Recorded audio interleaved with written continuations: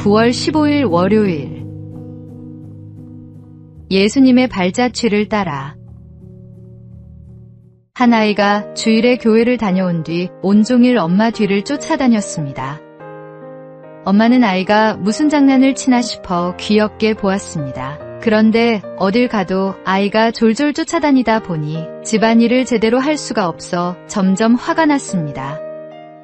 결국 참지 못한 엄마가 아이에게 화를 냈습니다. 방에 가서 놀라고 했는데도 왜 말을 듣지 않고 엄마 뒤를 쫓아다니니? 그러자 아이가 뜻밖의 대답을 했습니다. 오늘 교회에서 선생님이 예수님의 발자취를 따라가야 한다고 가르쳐 주셨어요. 그런데 아무리 찾아도 예수님의 발자국이 보이지 않아서 가장 사랑하는 엄마의 뒤를 쫓아다녔어요. 아이의 이 대답은 순간 엄마의 마음을 멈추게 했습니다. 아이는 누구보다 가깝고 사랑하는 엄마의 모습을 통해 주님을 경험하고 있었던 것입니다. 성경을 통해 주님을 만난 우리는 다시 말씀이 가르치는 대로 주님의 발자취를 따라갑니다. 그러나 말씀도 알지 못하고 주님을 만나지 못한 사람들은 가장 가까이에 있는 크리스천, 바로 우리들의 삶을 통해 예수님이 어떤 분인지를 경험합니다. 동행하는 사람은 말보다 더 깊은 삶의 향기로 복음을 전하고 삶 가운데 저절로 복음의 향기를 세상에 내뿜습니다. 오늘의 말씀하시되 나를 따라오라. 내가 너희를 사람을 낚는 어부가 되게 하리라 하시니. 오늘의 만나. 우리의 삶이 예수님을 보여주는 산편지가 되어야 합니다. 매일 주님의 발자취를 따라가는 제자의 삶을 살아가십시오.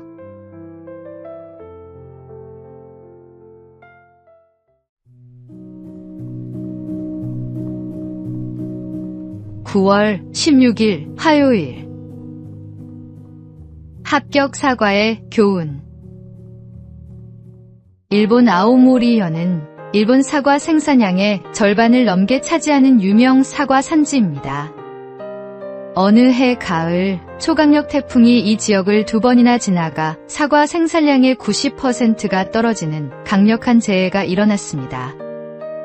한 해 농사를 완전히 망친 농민들이 떨어진 90%의 사과를 보며 슬퍼하고 있을 때 한 농부는 아직 남아있는 10%를 바라보며 이렇게 생각했습니다.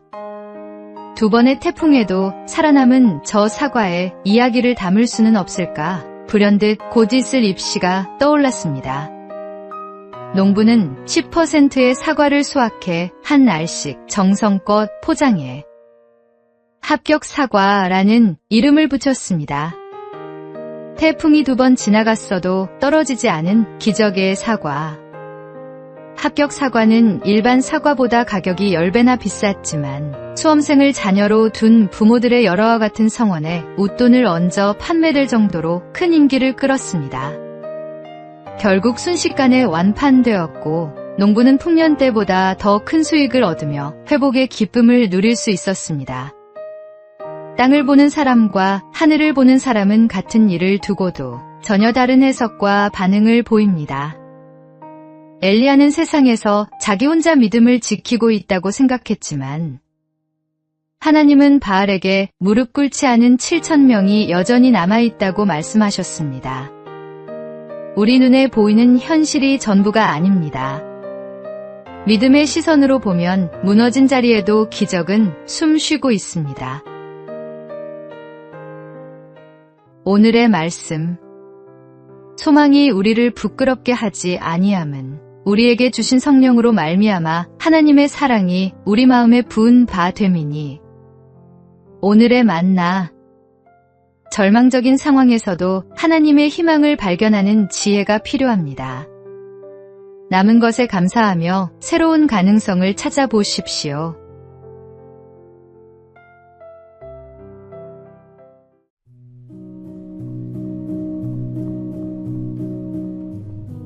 (9월 17일) 수요일 몸의 신호와 마음의 신호.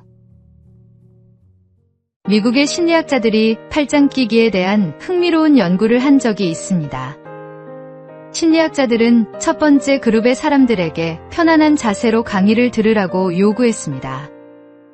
다음으로 두 번째 그룹의 사람들에게는 강연 내내 팔짱을 끼고 있으라고 요구했습니다. 강의가 끝난 후 강연 내용을 얼마나 잘 기억하는지 테스트를 해봤습니다.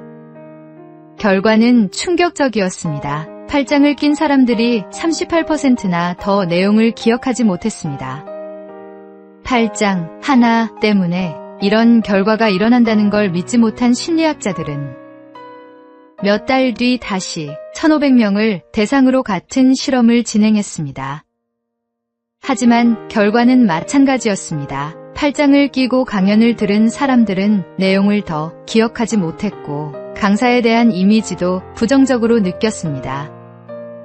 몸의 자세 하나가 집중력과 감정에 얼마나 큰 영향을 미치는지 보여주는 결과였습니다. 마음의 신호는 결국 몸의 신호로 이어집니다. 예배를 드리고 찬양을 드릴 때 우리의 몸의 신호는 어떻습니까?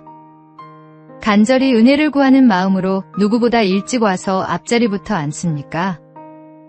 아니면 혼자 있기 편한 자리를 찾아가 적당히 딴 생각을 하다 조용히 돌아갑니까? 주님은 우리의 마음을 보시는 분이지만 마음이 주님께 향한 사람은 말과 행동, 몸짓과 시선으로도 그 마음을 드러내기 마련입니다. 예배의 태도는 곧 마음의 방향을 말해줍니다. 오늘의 말씀. 하나님은 영이시니 예배하는 자가 영과 진리로 예배할지니라. 오늘의 만나.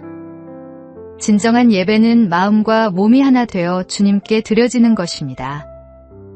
온 마음과 정성을 다해 하나님을 예배하십시오.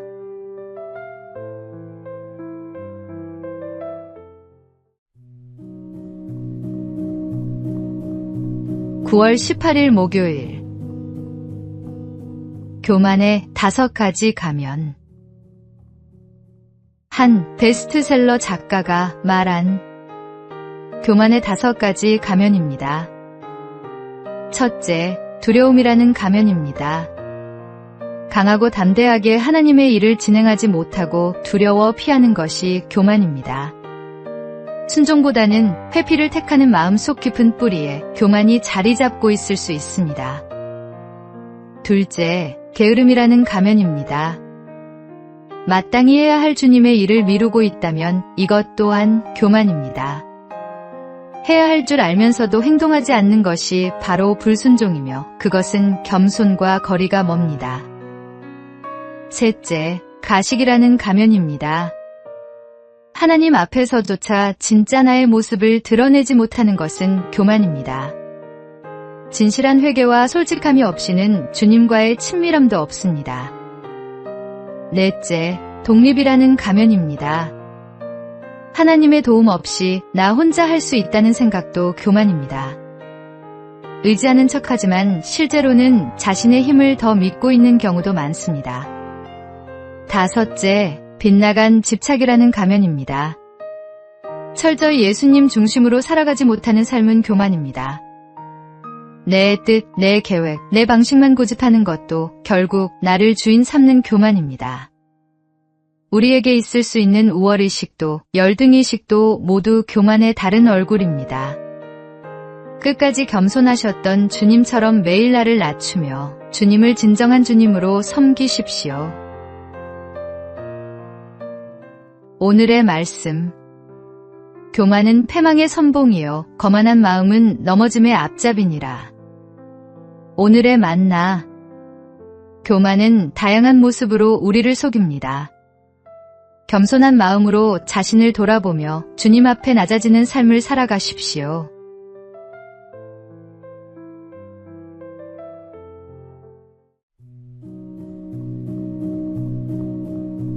(9월 19일) 금요일. 이발사와 성도의 대화. 한 성도가 빈민가에서 전도를 하고 있었습니다. 거리에서 열심히 복음을 전하는 성도를 본 이발사가 문 밖으로 나와 말을 걸었습니다. 이보시오, 하나님이 정말로 살아계신다면 저 사람들이 왜 저렇게 가난하게 사는 겁니까? 차라리 돈이나 한 푼 주는 게 더 도움이 되지 않겠소? 이 말을 들은 성도가 한 행인을 가리키며 물었습니다. 선생님은 솜씨가 아주 좋은 이발사라는 얘기를 들었습니다. 그런데 저 행인의 머리를 왜 저렇게 엉망으로 두고 계십니까? 저 사람이 우리 가게에 오지 않았으니까요. 이발사의 말을 들은 성도가 재빨리 대답했습니다. 하나님도 같은 심정이십니다. 이 거리에 어떤 사람이라도 하나님을 찾아와 기회를 드리기만 한다면 세상 누구보다 멋지게 들어 사용하실 것입니다. 무디가 시카고 빈민가에서 복음을 전하던 중 실제로 있었던 일입니다. 하나님은 지금도 그분을 찾는 이에게 기꺼이 다가가십니다. 우리의 삶을 하나님께 온전히 드리기만 하면 하나님은 우리의 출신과 능력을 묻지 않고 거룩한 복음의 도구로 기꺼이 사용하십니다. 혹시 나의 출신과 능력으로 인해 사명을 주저하고 있다면 나를 만나주신 주님이 나를 또한 사용해 주실 것이라는 믿음으로 용기를 얻으십시오. 하나님께 쓰임받기 위해 필요한 것은 완벽함이 아니라 순전한 헌신입니다. 오늘의 말씀. 그러므로 너희는 가서 모든 민족을 제자로 삼아 아버지와 아들과 성령의 이름으로 세례를 베풀고. 오늘의 만나. 하나님은 우리의 조건을 보지 않으시고 헌신하는 마음을 보십니다. 나의 모든 것을 주님께 드리는 충성된 일꾼이 되십시오.